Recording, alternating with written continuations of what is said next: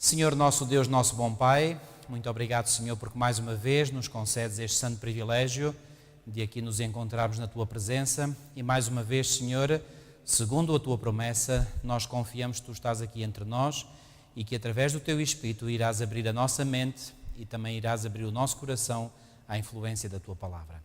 Guia-nos, pois, e que esta palavra que nós vamos estudar hoje, Senhor, a exemplo do que tem acontecido com o que temos estudado anteriormente, possa ajudar a abrir a nossa compreensão sobre aquilo que se passa no mundo hoje e também, Senhor, nos ajude a nos prepararmos individualmente para o grande evento que é a Tua segunda vinda com poder e grande glória.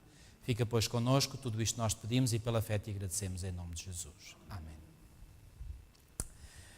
Pois bem, nós hoje vamos iniciar um novo capítulo e este capítulo eu até o vou dividir em 3 partes. Podia tê-lo dividido em 2 partes, mas ontem a experiência na igreja de Pedroso mostrou que este capítulo tem que ser estudado com muito mais cuidado. É o capítulo sobre a Escritura, a Bíblia e a Revolução Francesa. E temos aqui matéria muito importante, não apenas do ponto de vista histórico, que isso é importante, mas também do ponto de vista profético.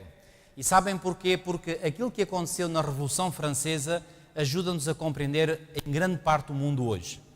Bom, vamos começar então, vamos mergulhar neste texto. E diz assim que no século XVI, foi quando se deu o grande boom da Reforma Protestante, a Reforma, apresentando ao povo uma Bíblia aberta, procurava penetrar em todos os países da Europa. Algumas nações receberam-na com alegria, como nós vimos, foi o caso da Alemanha, da Suíça, dos países escandinavos, da Holanda, da Inglaterra, da Escócia. Algumas nações receberam-na com alegria, como sendo um mensageiro do céu. Noutras, porém, o papado conseguiu em grande parte impedir a sua entrada e a luz do conhecimento da Escritura Sagrada, com a sua enobrecedora influência, foi quase completamente excluída. E entre estas nações que rejeitaram, portanto, o conhecimento da Escritura Sagrada, no topo da lista está a França. Não tenho absolutamente nenhuma dúvida quanto a isso. E nós vamos ver o que é que resultou em França, precisamente desse abandono da Escritura Sagrada. Eu já vos tinha dito, quando nós estudámos o capítulo 12, que quando chegássemos ao 15, íamos ver algo muito importante. Houve um país em que, embora a luz tivesse entrado, foi o caso da França, nós vimos isso no capítulo 12, não foi compreendida por causa das muitas trevas aí existentes. Durante séculos, a verdade e o erro lutaram pelo predomínio. Finalmente, o mal triunfou e a verdade divina foi rejeitada. E a condenação é esta, vem aqui este texto de João 3,19, que a luz veio ao mundo e os homens amaram mais as trevas do que a luz.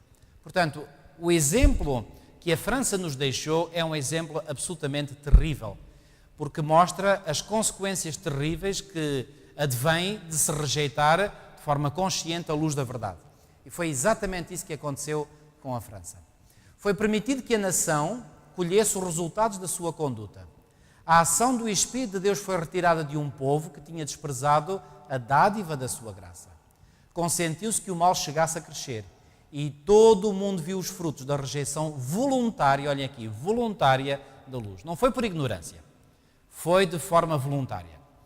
E vamos ver que realmente este exemplo é arrepiante mesmo. Esta guerra contra a Sagrada Escritura, que durante tantos séculos se travou em França, culminou com as cenas da Revolução. E de ora avante, sempre que nós lermos aqui a Revolução, uma vez que estamos a falar, portanto, da França, sabem que se trata da Revolução Francesa. A Revolução Francesa começou em 1789 e estendeu-se até ao final do século XVIII, ou seja, até ao ano... Aqui há um bocadinho de diferença, alguns historiadores colocam em 1799, outros entram já em 1800, 1801, mas pronto, pelo menos houve ali um período de 10 anos, 1789 a 1799 foi, digamos, o auge dessa Revolução Francesa, sobretudo os primeiros anos. Aquela terrível carnificina, que foi o que aconteceu durante a Revolução Francesa, foi apenas, olhem aqui o que ela diz, o resultado que é inevitável de Roma ter suprimido a Escritura. Apresentou ao mundo o mais flagrante exemplo, esta Revolução, da ação dos princípios papais, exemplo dos resultados para os quais o ensino da Igreja de Roma tendia há mais de 1000 anos. Ou seja, aquilo que aconteceu em França durante este período revolucionário foi o resultado direto de Roma Papal ter feito todos os esforços para esmagar, digamos, a reforma protestante que tentou vingar em França. A supressão das Escrituras durante o período da supremacia papal foi predita pelos profetas. E o apóstolo João indica também os terríveis resultados que deveriam vir especialmente sobre a França por causa do domínio do homem do pecado. E o apóstolo João indicou isso claramente, sabem onde? No capítulo 11 do livro de Apocalipse.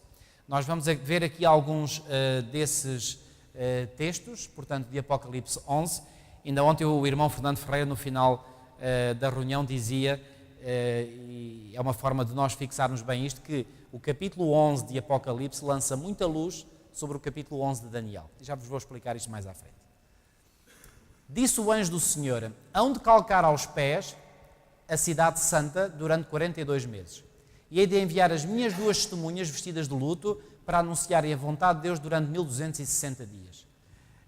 Esta cidade santa aqui é uma expressão que é usada no sentido simbólico e que representa não uma cidade literal, mas o povo de Deus. E isso iria acontecer, portanto, o povo de Deus iria ser calcado aos pés, ou seja, iria ser massacrado, torturado, perseguido, durante quanto tempo? 42 meses, que corresponde aos 1260 dias proféticos, ou seja, 1260 anos literais. Quando acabarem a sua pregação, quem? As 2 testemunhas, já iremos ver quem são essas 2 testemunhas, a fera que sai do abismo há de atacá-los. Outras versões dizem a besta que sobe do abismo. E vai vencê-los e matá-los. Os seus cadáveres ficarão nas ruas da grande cidade que simbolicamente se chama Sodoma e Egito. Fixem estes nomes, Sodoma e Egito. Isto é muito importante para a nossa compreensão do que vamos estudar hoje. Portanto, simbolicamente, esta grande cidade onde se deu esta revolução se chama Sodoma e Egito, onde também o Senhor Deus foi crucificado. Os habitantes da terra ficarão contentes com a morte destas 2 testemunhas, sentirão alegria e enviarão presentes uns aos outros, porque estes 2 profetas os tinham feito sofrer muito. Bom, deixem-me já adiantar, embora a resposta venha ali à frente, deixem-me já adiantar que essas 2 testemunhas são nada mais, nada menos do que o Antigo Testamento e o Novo Testamento. E essas 2 testemunhas deram testemunho de uma forma, ou seja, tiveram suprimidas durante a maior parte desses 1260 anos, que nós sabemos começaram em 538 e foram até ao ano 1798. E quando esse tempo profético estivesse para chegar ao fim, então haveria de surgir um poder na cena da história, representado simbolicamente pelo apóstolo João no capítulo 11 como a besta que sobe do abismo, a tal fera que sai do abismo. E o que é que essa besta faria? Ela iria tentar destruir a Escritura. Ok? Mas houve um momento em que os habitantes da terra ficaram contentes com a morte destas 2 testemunhas, ou seja, aparentemente a Bíblia foi quase que destruída completamente, aparentemente, na realidade nunca foi, senão não tinha chegado até nós, mas aparentemente foi quase destruída. E quando isso aconteceu, pois bem, muitas pessoas sentiram alegria e enviaram presentes uns aos outros, porque estes 2 profetas os tinham feito sofrer muito. Sabem que os ímpios sofrem com a palavra de Deus, sabem porquê? Porque a palavra de Deus reprova-os continuamente.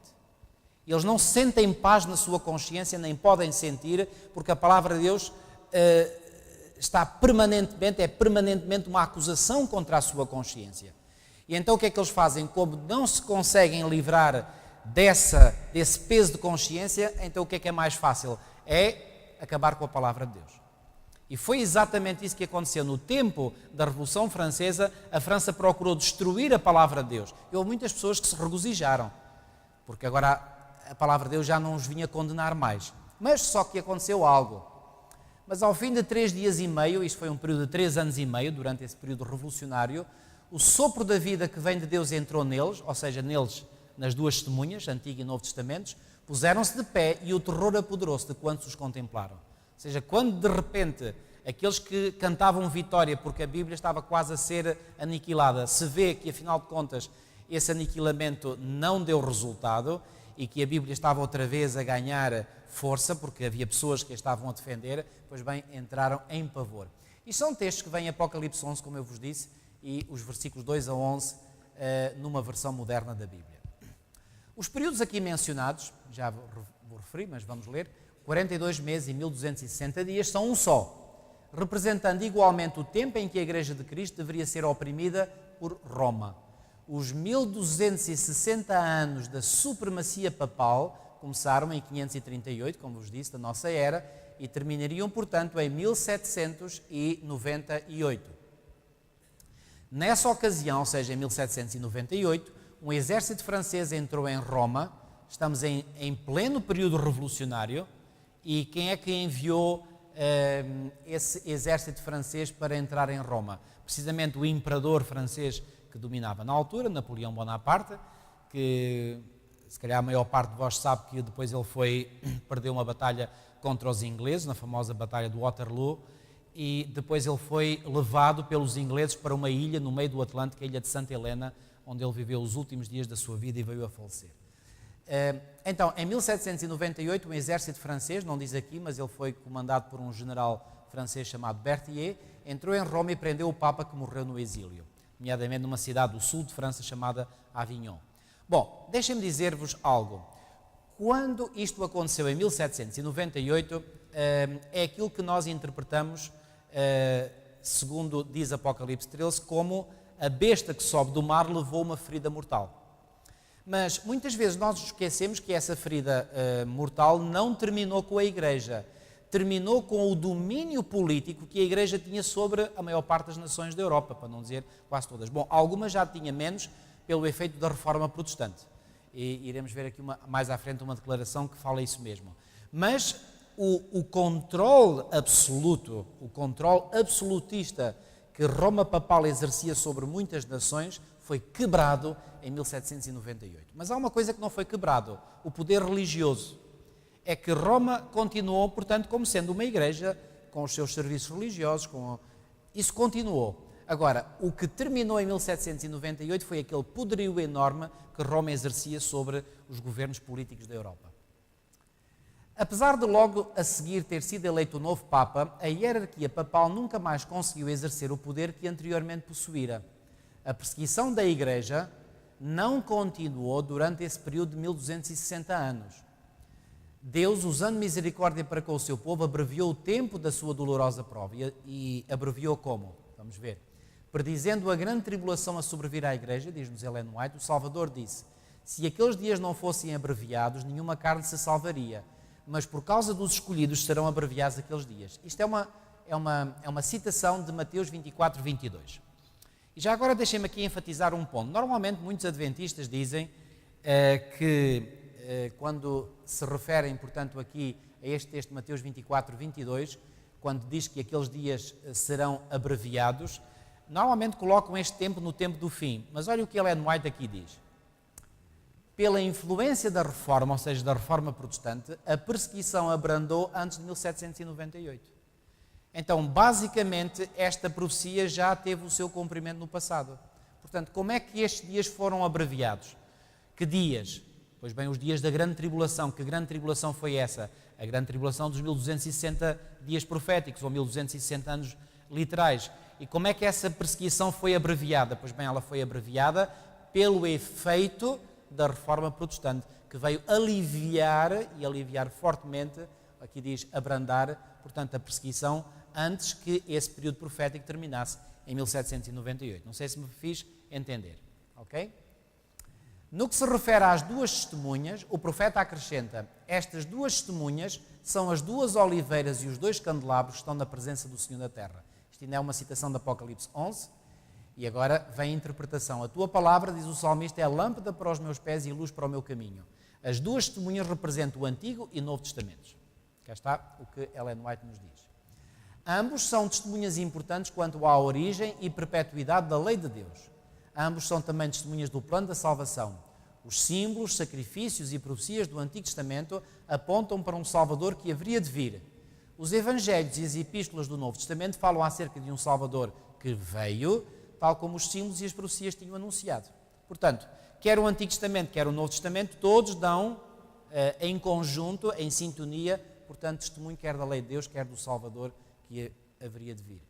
E hei de enviar as minhas duas testemunhas, continua Apocalipse 11 a dizer, vestidas de luto, para anunciarem a vontade de Deus durante 1260 dias. Porquê diz aqui vestidas de luto? Porque elas iam sofrer muito. Durante a maior parte deste período, as testemunhas de Deus permaneceram num estado de obscuridade, porque a Bíblia era posta de parte, reparem, o próprio poder que deveria defender a palavra de Deus era aquele poder que mais a atacava. Isto é um absurdo, mas é um facto. E que poder era esse? Pois bem, o poder da igreja, chamada Igreja Cristã. Mas de Igreja Cristã só tinha o nome, porque a verdadeira Igreja Cristã, neste período, era aquela que estava escondida no deserto. Aliás, quando nós lemos Apocalipse 12, irmãos, nós encontramos um poder perseguidor e a igreja a ser perseguida. Ou seja, uma igreja perseguidora e uma igreja perseguida. Segundo Apocalipse 12, quem é a verdadeira igreja de Deus? É a perseguidora ou a perseguida? É a perseguida. Por isso é que ela tem que fugir para o deserto. E quando nós olhamos para a história, quem foi o poder perseguidor e quem foi o poder perseguido? Torna-se claro. Ou seja, a própria Bíblia, de uma forma claríssima, nos diz qual é a verdadeira igreja. A verdadeira igreja não é a perseguidora, é a perseguida. Ok? Está claro da vossa mente? Então reparem, diz aqui, durante a maior parte deste período, ou seja, dos 1260 anos, as testemunhas de Deus permaneceram num estado de obscuridade. O poder papal procurava impedir que a palavra da verdade chegasse até ao povo e pôs diante dele povo, testemunhas falsas, ou seja, a contrafação das testemunhas verdadeiras, que é a palavra de Deus. Que testemunhas falsas foram essas? Pois bem, o sistema eclesiástico, o sacerdócio eclesiástico, etc., para contradizer o testemunho dessa palavra.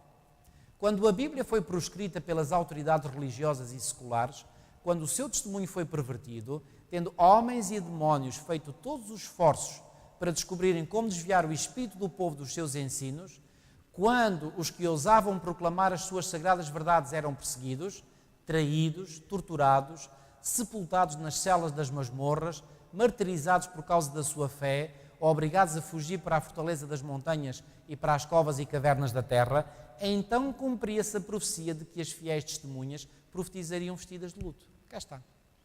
Portanto, quando dizem em Apocalipse 11 que estas duas testemunhas, a palavra de Deus, dariam testemunho vestidas de luto, foi durante todo o período em que elas deram testemunho, sim, mas através de testemunhas que eram martirizadas, excluídas, andavam errantes pelos desertos, pelas cavernas da terra, como nos diz até o livro de Hebreus, etc.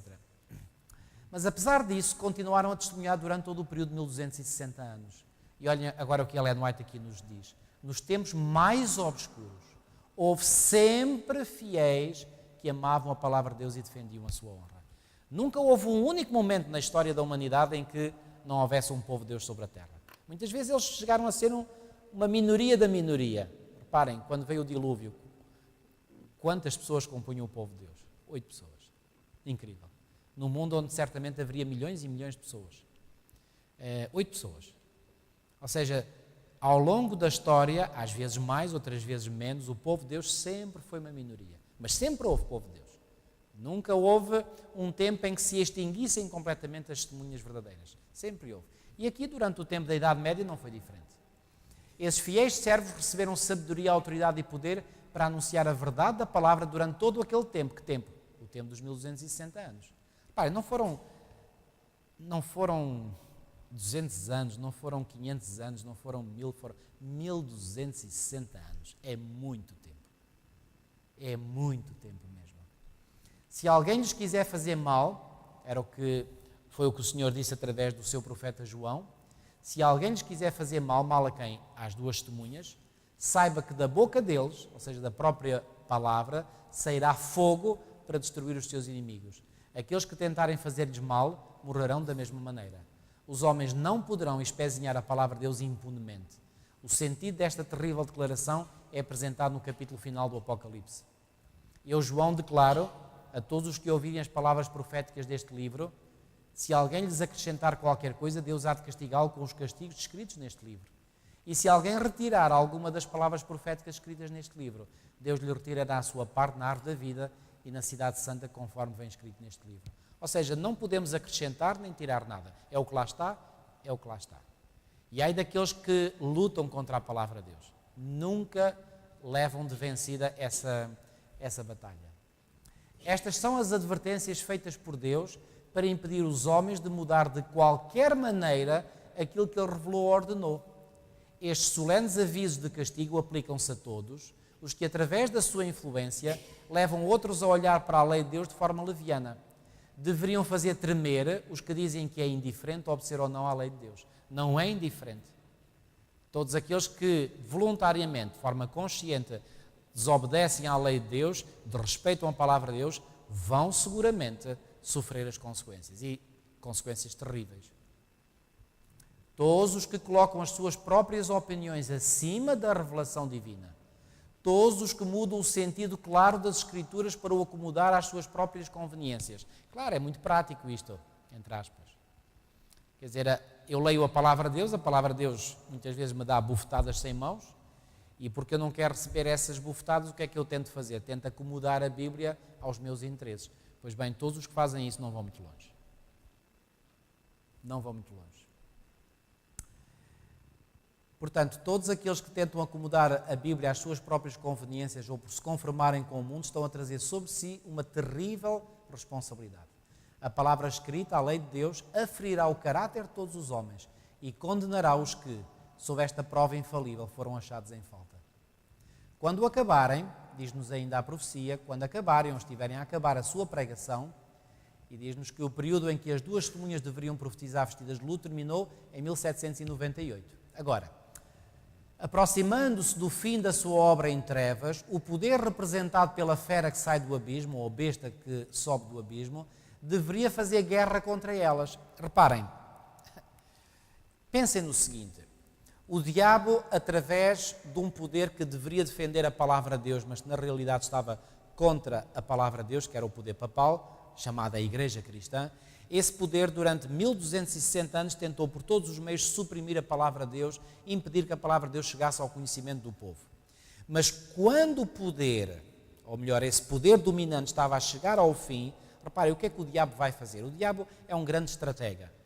E ele, que conhece muito bem a profecia bíblica, ele começou a fazer os seus planos. Ele pensou assim, bom, eu vou deixar de poder utilizar o poder papal a meu proveito para fazer guerra contra as Escrituras. Então o que é que ele vai fazer? Vai suscitar um outro poder na história, e esse poder vai mesmo tentar fazer guerra aberta e declarada à palavra de Deus, para tentar mesmo suprimir a palavra de Deus por completo. Reparem, depois de tantos anos em que a Bíblia deu um testemunho vestida de luto, conforme era para agora, digamos, aliviar mais a perseguição feita contra a palavra de Deus, na pessoa das suas fiéis testemunhas, seria para abrandar. Mas o que é que aconteceu? Pois bem, veio um poder que agora tenta destruir por completo a palavra de Deus. E que poder foi esse? É isso que nós vamos ver agora melhor.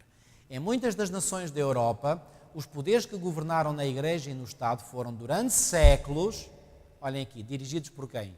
Dirigidos por Satanás, por intermédio do papado. Aqui, porém, é feita referência a uma nova manifestação do poder satânico. Portanto, estamos a falar de dois poderes satânicos. Primeiro, o poder do papado que Satanás utilizou, que Satanás dirigiu. Agora, vai aparecer um novo poder satânico. Que poder é esse? Precisamente a tal besta que sobe do abismo. Vamos ver. A política de Roma tinha sido, sob uma aparente reverência para com a Bíblia, conservá-la encerrada numa língua desconhecida, que era o latim. Outros tinham acesso a manuscritos originais, entre aspas, ou seja, em que a Bíblia tinha sido escrita, hebraicos, gregos, etc., escondendo-a do povo. Sob o seu domínio, as testemunhas, portanto, o Antigo e o Novo Testamento, os profetizaram vestidas de luto. Mas um outro poder, agora, a partir daqui é que eu quero que prestem muita atenção. Que agora vamos entrar numa fase crucial deste capítulo. Mas um outro poder, ou seja, a fera do abismo, ou a besta que sobe do abismo, deveria surgir aonde? Surgir na história, para fazer, olhem aqui, guerra aberta e declarada contra a palavra de Deus.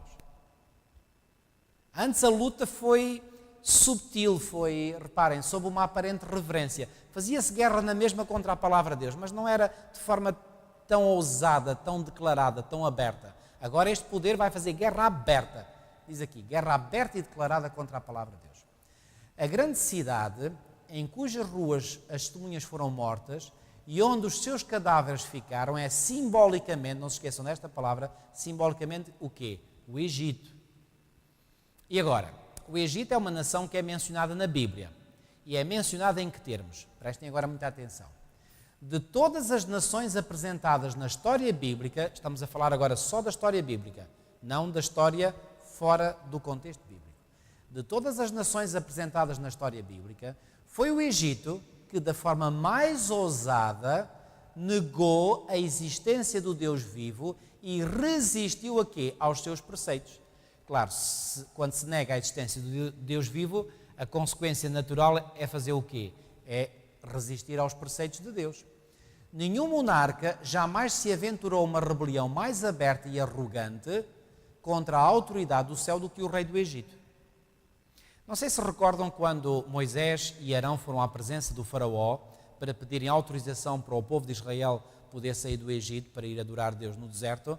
Bom, a primeira vez ele reagiu contra, a segunda vez também, a terceira vez também, mas logo no princípio, sabem qual foi uma das declarações que ele fez? Olhem aqui. Quando em nome do Senhor a mensagem lhe foi levada por Moisés, Faraó respondeu orgulhosamente: quem é esse Senhor? Para que eu seja obrigado a obedecer às suas ordens e a deixar ir os israelitas. Por outras palavras, mas quem é que manda em mim? Então eu sou o monarca do Egito ou não sou? Quem é que manda acima de mim? Reparem, não sei se conhece aquele capítulo 5 de Daniel, onde o rei Nabucodonosor teve que aprender sobre uma prova muito dura, que durou 7 anos para ele, teve que aprender uma prova muito dura. E o que é que ele teve que aprender basicamente durante esses 7 anos em que ele se comportou quase como um animal? Ele teve que aprender uma lição fundamental. E a lição é que acima de qualquer monarca humano está o monarca divino. Pois bem, Faraó simplesmente não quis reconhecer esse facto. Então reparem o que é que ele diz. Não conheço o Senhor, nem tampouco quer deixar sair os israelitas. Está em Êxodo 5:2. E olha o que Ellen White aqui diz. Isto é o quê? Ateísmo. Ou seja, a forma como o Faraó respondeu a Moisés manifestou ateísmo. Ou seja, ele negou a existência de Deus. E volto a dizer, quando alguém nega Deus, está a um passo de negar, de rejeitar todos os seus princípios morais e espirituais. Isto faz sentido na vossa mente, sim ou não? Bom, então vamos avançar.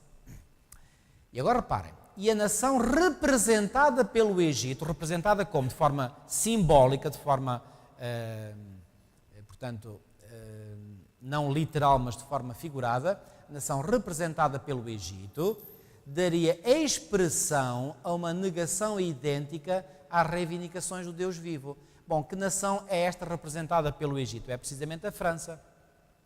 Ou seja, o que é que Ellen White nos está aqui a dizer, descodificando a profecia de Apocalipse 11? Ela está a dizer-nos que a França, neste período revolucionário, vai imitar na íntegra aquilo que o Egito tinha feito.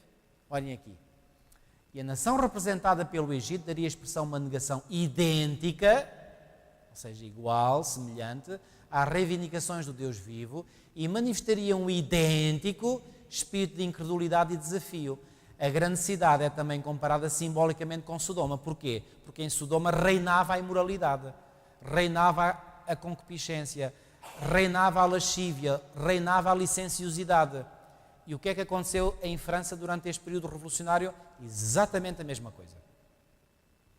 Olhem aqui. A corrupção de Sodoma na violação da lei de Deus manifestou-se especialmente na licenciosidade. Conhece aquele episódio que vem descrito no livro de Gênesis, no capítulo 19, quando os 2 anjos, depois de terem estado com Abraão, foram aonde? Foram à cidade de Sodoma para visitar a quem? Para visitar a Ló. Ok? E o que é que aconteceu com aqueles senhores lá da cidade de Sodoma quando viram aqueles 2 anjos na forma humana? Porque reparem que até Ló, quando estava à porta da cidade e viu aqueles 2 viajantes, pensando que eram 2 viajantes, os acolheu e insistiu com eles para que eles pudessem vir à sua casa e pernoitar na sua casa. Razão pela qual o apóstolo Paulo na Epístola aos Hebreus vai dizer que alguns, sem o saber, acolheram anjos. E quando ele diz isto, ele está a se referir a Ló. Ok? Então, reparem, mesmo Ló não sabia inicialmente quem eram aqueles seres com aparência humana. E os habitantes de Sodoma, obviamente, também não. O que é que eles tentaram fazer aos anjos? Tentaram abusar deles. E tentaram abusar deles porquê? Porque era prática corrente naquela cidade depravada a prática da homossexualidade. E reparem, lembram-se que Jesus em Lucas 17 vai dizer, assim como foi nos dias de Ló, assim será nos dias da vinda do Filho do Homem. Reparem, o que é que nós vemos no nosso mundo hoje? Também a multiplicação da prática da homossexualidade. Hoje parece que quase quem fala contra a homossexualidade é que é o anormal. E o anormal é aquele que defende. Repara, os valores estão totalmente invertidos. Pois bem, na cidade de Sodoma havia essa licenciosidade, essa depravação moral, essa aberração, como aliás existe no nosso mundo hoje. E no período revolucionário da França, isso aconteceu também. E olhem aqui, e esse pecado também deveria ser uma característica preeminente da nação que cumpriria as especificações desta profecia. Qual foi então a nação que, já disse, que cumpriu as especificações desta profecia? Foi a França. Segundo as palavras do profeta, pois, um pouco antes do ano 1798, haveria um poder de origem e caráter satânico que se levantaria para fazer o quê? Guerra à Escritura Sagrada. E na terra em que o testemunho das duas testemunhas de Deus deveria assim ser silenciado, manifestar-se o ateísmo de Faraó e a licenciosidade de Sodoma. Cá está. Ou seja, por essa razão é que em Apocalipse 11, esse poder que surge para fazer guerra contra a palavra de Deus é descrito simbolicamente como sendo o Egito. Ora, isso imediatamente nos dá uma dica. Se é simbolicamente o Egito, então essa nação deve manifestar o mesmo ateísmo que a nação do Egito tinha manifestado no passado. E se é também comparada simbolicamente a Sodoma, quer dizer que nessa nação haveria de se manifestar a mesma licenciosidade, a mesma depravação moral que se manifestou em Sodoma. E quando nós analisamos aquilo que se passou em França neste período, pois bem, encontramos exatamente, ou seja, a profecia encaixa que nem uma luva. Esta profecia, olhem aqui, esta profecia teve o mais exato e preciso cumprimento na história da França. Reparem que aqui Ellen White não está a dizer, bom, parece que essa profecia se cumpriu na história da França. Ou talvez a profecia se tenha cumprido na história da França. Não há aqui linguagem dúbia. É uma linguagem com plena certeza. E olhem como é expressa essa plena certeza. Essa profecia teve o mais exato e preciso cumprimento na história da França. Então, quais são as duas grandes características que manifestaram-se na França neste período revolucionário? Uma foi o ateísmo e outra foi a licenciosidade. Não se esqueçam. Portanto, o ateísmo representado pelo Egito e a licenciosidade representada por Sodoma. Não se esqueçam destas duas características. Importantíssimo. Então, durante a Revolução e mais propriamente em 1793, o mundo pela primeira vez ouviu uma assembleia de homens nascidos e educados na civilização e assumindo o direito de governar uma das maiores nações europeias, que é o caso da França. Aliás, não é uma das maiores, até na Europa Ocidental é a maior mesmo. Levantar a voz em coro para negar a mais solene verdade que a alma do homem recebe e, olhem aqui, renunciar unanimemente à crença e à adoração da divindade. Não há no registro da história humana nenhuma outra nação que se tenha levantado, portanto, numa assembleia de homens, todos eles educados na civilização e assumindo o direito de governar uma das maiores nações europeias, renunciar unanimemente à crença e à adoração da divindade. Olhem aqui, a França é a única nação do mundo, única, relativamente à qual se conserva um registro autêntico de que, como nação, se levantou em aberta rebelião contra o autor do universo. Estão a ver? Tem havido e ainda continua a haver um grande número de blasfemos e de incrédulos na Inglaterra, Alemanha, Espanha e noutras terras. Podíamos aqui dizer claramente Portugal também se inclui. Agora, embora isto seja verdade, a França fica à parte. Mas a França fica à parte, na história universal, como o único Estado que, por decreto da Assembleia Legislativa, declarou não haver Deus e em cuja capital toda a população e uma vasta maioria em toda a parte, mulheres assim como homens, dançaram e cantaram com alegria aceitando a declaração. Isto é terrível. A França é a única nação na história em que isto aconteceu. Sabem, quando eu cheguei à França para iniciar o meu curso de Teologia em 1990, imediatamente me apercebi que ia enfrentar grandes desafios. Eram os próprios desafios académicos, mas também os desafios da acomodação a um novo ambiente, mas aquilo que me custou mais a ambientar foi a adaptação cultural, porque imediatamente deu para perceber que a diferença de mentalidades é muito grande. Eu vou-vos dizer, que eu agradeço a Deus porque acredito que Deus providencialmente me guiou para o estudo do capítulo 15 do Grande Conflito, que é este que eu estou aqui a ler convosco esta noite. E através da leitura e do estudo deste capítulo, eu pude compreender a partir daquele momento os princípios básicos da mentalidade francesa. Isso me ajudou a adaptar muito melhor. Realmente a França é um caso único na história universal. Sabem, quando se fala de religião com alguns povos, normalmente as pessoas podem aceitar, outros não aceitam tão bem, às vezes manifestam uma certa indiferença. Pois bem, na França, os franceses em geral, claro que há diferenças, estou a generalizar, quando se fala em assuntos religiosos, eles ficam, já viram aqueles gatos quando ficam todos encrespados? Assim são eles. Quando se fala em matéria religiosa, ficam todos encrespados. Porque a mentalidade francesa é uma mentalidade que se opõe, quer dizer, tem uma aversão visceral para tudo quanto é religioso e particularmente cristão. Esta característica ainda está bem vincada hoje na mentalidade francesa, como em nenhuma outra nação do mundo. Coisa incrível. Bom, atenção, se calhar já estou a exagerar, porque aquilo que aconteceu em França e que se espalhou pela França, depois veio a contaminar outras nações. E veio a contaminar outras nações como? Ideologicamente. Eu ainda me recordo ter tido em 1993 um professor, ele só lá foi dar algumas aulas, não era um professor efetivo, um homem que escreveu vários livros, entre os quais um que foi muito vendido aqui em Portugal por colportores, isto nos anos talvez 60, 70, e o livro chamava-se Quem Dominará o Mundo. O autor era Pierre Lanarès. E nesse ano, 1993, ele estava-nos a dar aulas e pouco tempo antes tinham caído os regimes comunistas na Europa de Leste e na própria União Soviética, que é a ex-União Soviética. Ele disse-nos uma coisa que na altura eu fixei, mas confesso que não compreendi em toda a sua plenitude a profundidade dessa declaração. Ele disse, olha, não se enganem, porque embora o comunismo político tenha caído na Europa de Leste e na União Soviética, contudo, o comunismo ideológico não caiu, ele está bem presente nos nossos dias. E reparem, hoje nós podemos ver que realmente esta ideologia, ela espalhou-se como um vírus por todo o mundo e afetou muitas outras nações. Quais são as nações que, entretanto, veio a afetar? A União Soviética, todos os países satélites da União Soviética, outros países que também receberam esta ideologia, e hoje qual é o país no mundo que está mais fortemente defendendo esses princípios ainda? É a China. Reparem que este ano a China até ofereceu uma estátua em metal de Karl Marx, portanto o autor da ideologia comunista, ofereceu à vila na Alemanha onde ele nasceu.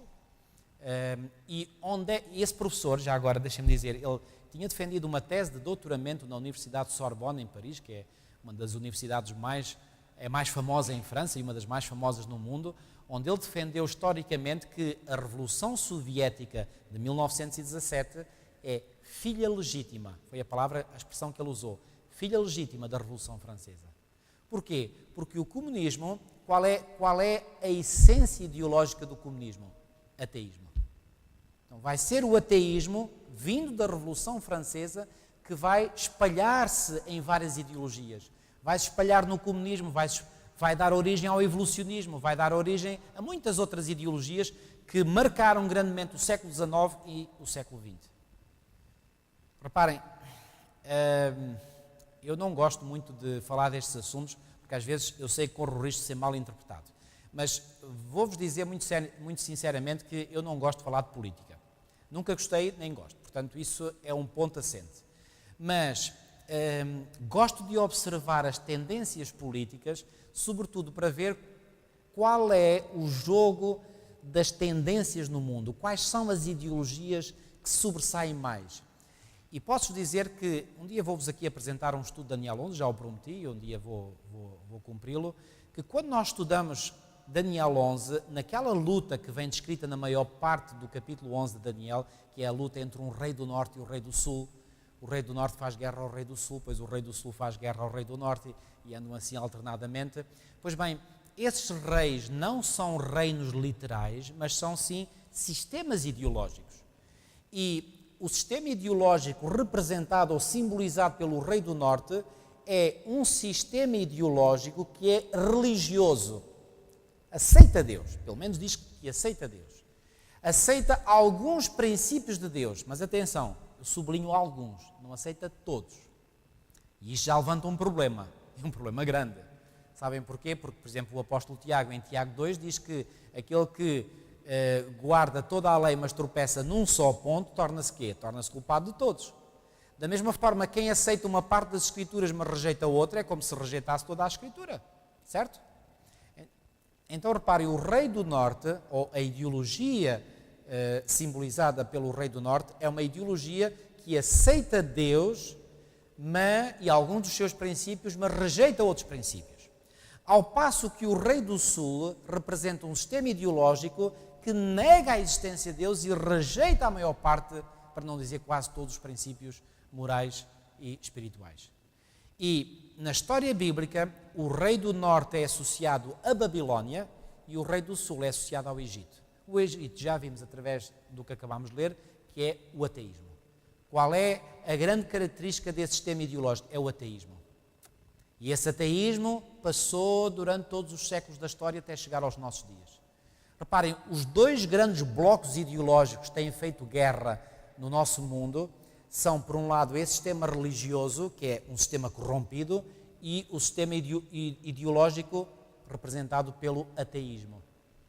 Reparem, mesmo, por exemplo, aqui no nosso país, e não só, reparem, quando se deu a Revolução de 25 de Abril de 1974, qual foi a grande ideologia que começou a ganhar cada vez mais terreno e que se opunha à ideologia dominante, que tinha sido a ideologia que tinha marcado os anos do fascismo? Já agora, qual foi a ideologia que marcou o regime fascista? Uma ideologia religiosa. Reparem, o sistema político estava, digamos, era unha e carne com o sistema da Igreja Romana. Que, reparem, Babilónia, referido no Apocalipse, é esse sistema ideológico. Mas depois, ao opor-se a esse sistema, apareceu este sistema vindo da Revolução Francesa que luta contra a Igreja, mas não fica só por aí, não luta só contra a Igreja Católica Romana. Luta contra tudo o que é religião, a Bíblia, todos os valores, etc, etc. E é isso que nós vemos.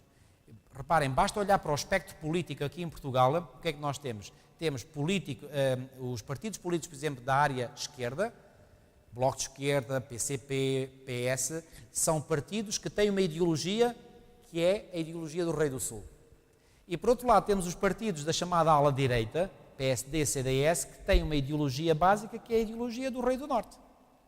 É isto, é este confronto. O confronto esquerda-direita não é nada mais, nada menos do que outro nome para o conflito Norte-Sul referido em Daniel 11. Agora reparem o que ainda aqui vai ser dito. A França também apresentou as características que mais distinguiram Sodoma.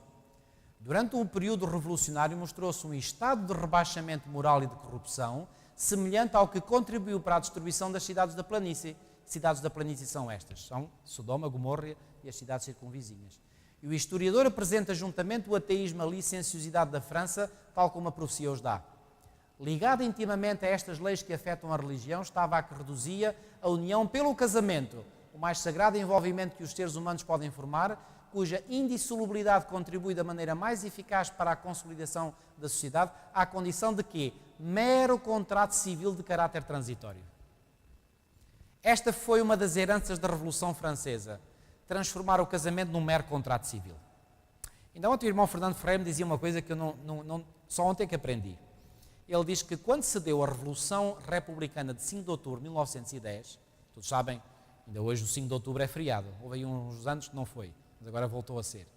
O 5 de outubro, portanto, é o feriado em que Portugal comemora a implantação da República, certo? E essa implantação da República deu-se a 5 de outubro de 1910. Todos nós sabemos isso da história que estudámos na escola primária ou escola secundária.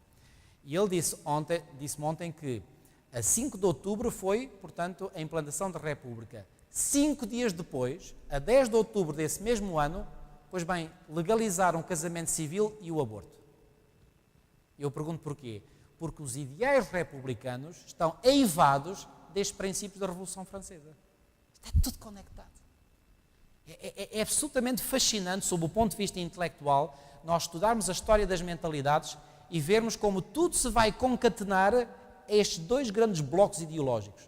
O bloco ideológico do Rei do Norte, por um lado, e o bloco ideológico do Rei do Sul. É absolutamente fascinante, do ponto de vista intelectual, estudar isto. E vou-vos dizer, ainda hoje a nossa sociedade, as lutas ideológicas que existem, reparem, quando se fala em lutas políticas, reparem, porquê que há lutas políticas? Porque os partidos não têm as mesmas concepções ideológicas de base.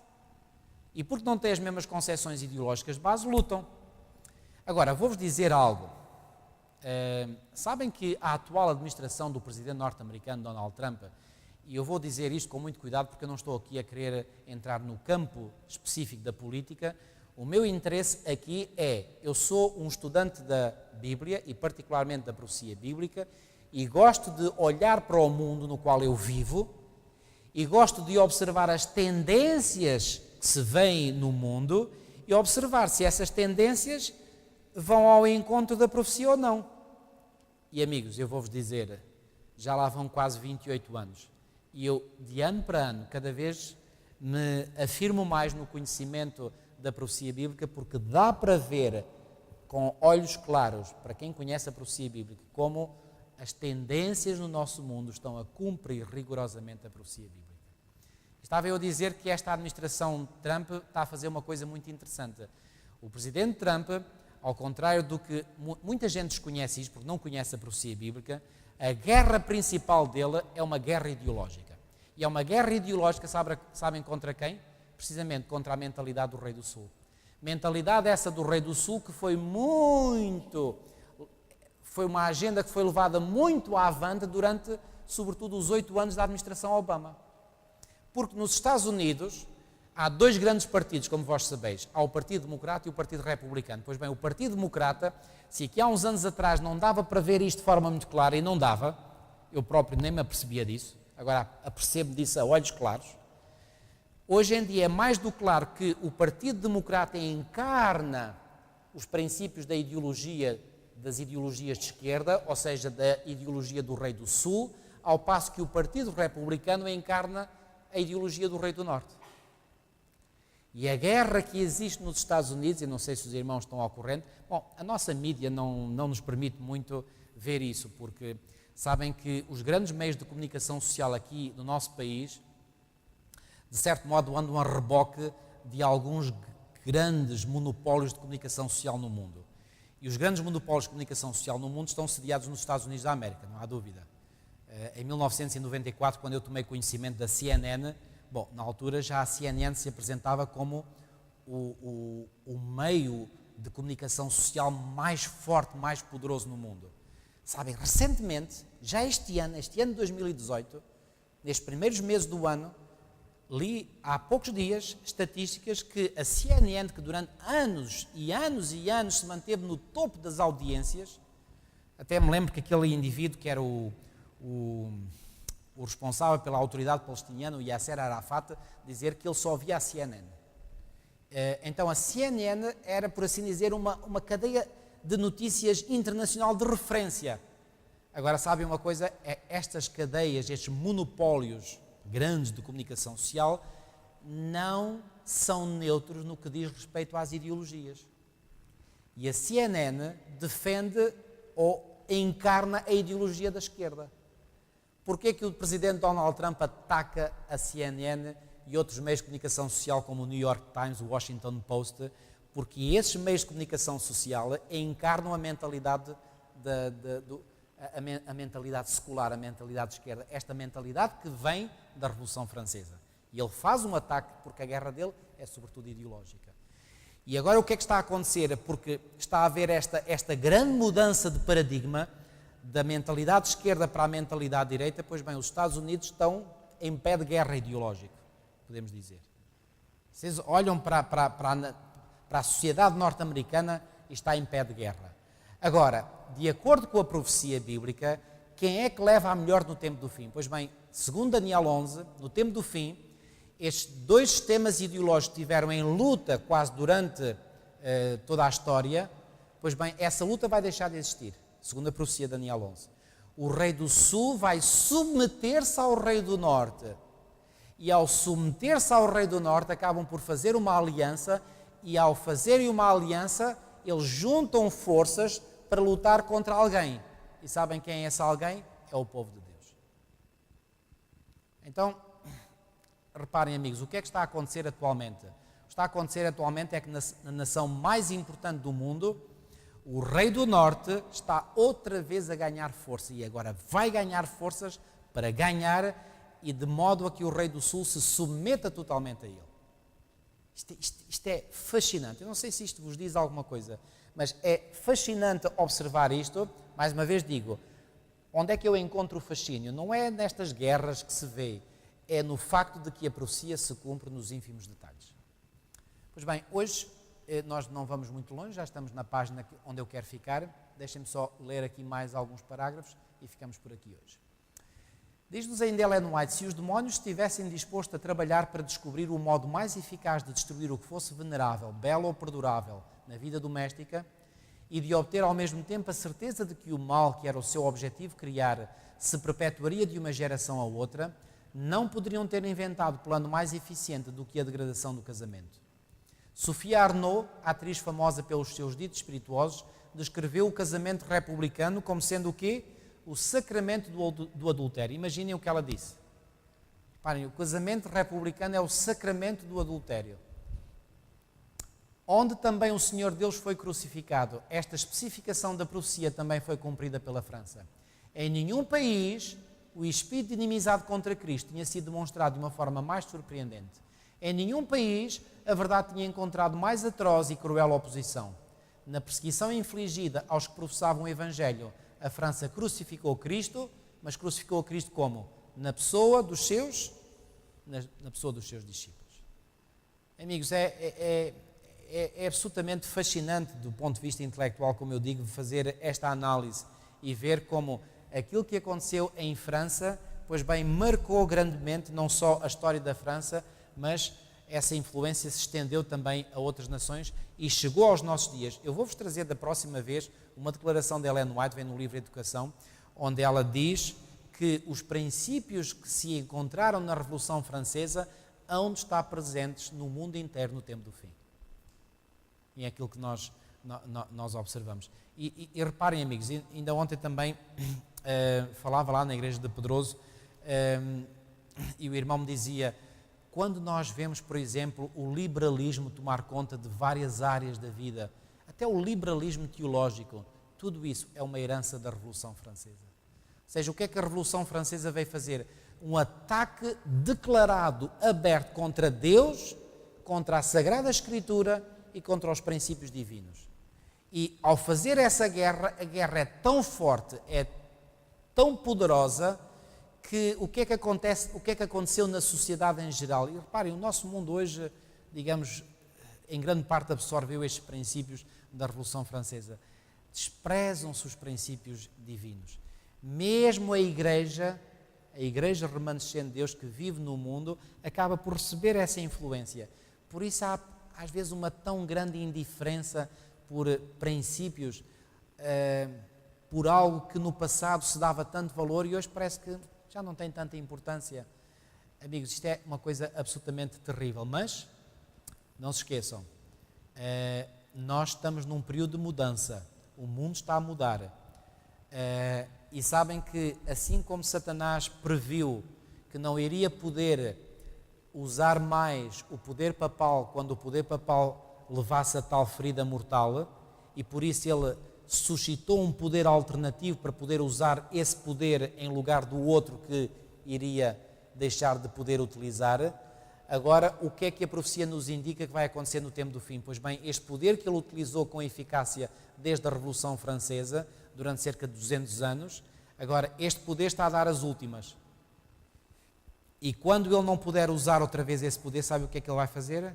Vai ressuscitar o poder que levou a ferida mortal, e vai-se cumprir aquela especificação da profecia de Apocalipse 13, que diz que a ferida mortal foi curada. E o que é que aconteceu quando a ferida mortal foi curada? A terra se maravilhou após a besta. O que é que vai acontecer? O inimigo vai usar outra vez o poder papal, o poder do rei do norte, poder do norte quase que vai esmagar o poder do rei do sul. E quando o poder do norte tiver outra vez ganho a preponderância, vai dominar o mundo inteiro. Este é o cenário que a Bíblia nos retrata no tempo do fim. Ou seja, qual vai ser a tendência da sociedade? A tendência da sociedade é que já não vai estar tanto na moda como esteve sob a influência do poder do sul, dizer-se que sou ateu, sou agnóstico, sou descrente. Não, vai ficar outra vez na moda dizer, não, eu sou crente, eu sou religioso, eu acredito em Deus. Isso vai ficar outra vez na moda. Já não vai parecer mal. Quando eu estudei na Faculdade de Psicologia nos anos 80, quase ninguém se atrevia a dizer eu sou crente. Isso era quase a pessoa crucificar-se ela própria, dizer uma coisa dessas. Não, hoje já se aceita. Hoje já começa a ser outra vez moda. Mas que tipo de cristianismo, que tipo de religiosidade é esta? Pois bem, é uma religiosidade característica de Babilónia. Aceita algumas coisas de Deus, mas não aceita a totalidade. Isto também não interessa. Então, entre estes dois sistemas ideológicos, qual deles é o melhor? Eu costumo dizer, venha ao diabo escolher. Nem um nem outro. Um é representado pela nação bíblica de Babilónia. O outro é representado pela nação bíblica do Egito. Onde é que nós nos identificamos? Com um ou com o outro? Amigos, nem com um, nem com o outro. Nós não somos nem a Babilónia, nem somos o Egito, espiritualmente falando. Nós somos o Israel espiritual. É o Israel é que nós devemos ser. Então a nossa identidade não se revê nestes dois grandes blocos ideológicos. Revê-se num assim diz o Senhor. Num assim diz a sola Escritura. Aí é que nós nos devemos rever. Que Deus nos ajude a nos mantermos fiéis ao Senhor e à sua palavra e que possamos compreender que há uma guerra por detrás, feita pelo inimigo, para combater aquilo que é da palavra de Deus. E a nossa única vitória está em nos agarrarmos firmemente à palavra do Senhor. Hoje ficamos por aqui, são 10 horas em ponto, vamos terminar com uma oração. Querido e amado Pai, estás nos céus, muitíssimo obrigado, porque hoje nos deste a oportunidade de poder estudar mais uma vez este livro inspirado. Obrigado, Senhor, por este capítulo, que nós já começámos a estudar e que nos ajuda a compreender uma profecia importante do livro de Apocalipse, nomeadamente a profecia de Apocalipse 11, que nos descreve um poder que surgiria do abismo, ou seja, o abismo está relacionado simbolicamente com Satanás, e este poder seria um poder que faria guerra, uma guerra aberta e declarada contra a tua palavra. E realmente esse poder surgiu na história, e surgiu na história no final do século XVIII, e esse poder foi a França, no contexto da Revolução Francesa. Ó Senhor, nós hoje vemos que o mundo absorveu muitos desses princípios da Revolução Francesa. Permite que nós, como teu povo, nós nos possamos identificar apenas e só com os princípios do Israel espiritual, não com os princípios da Babilónia espiritual e muito menos do Egito espiritual. Ajuda-nos, Senhor, a rejeitar todos os princípios, todas as ideologias que não tenham assim diz o Senhor como fundamento. Livra-nos todo o mal, Senhor, leva-nos agora em bem aos nossos lares, dá-nos uma boa noite de repouso e descanso e a continuação de uma boa semana. Te pedimos tudo e te agradecemos em nome de Jesus. Amém.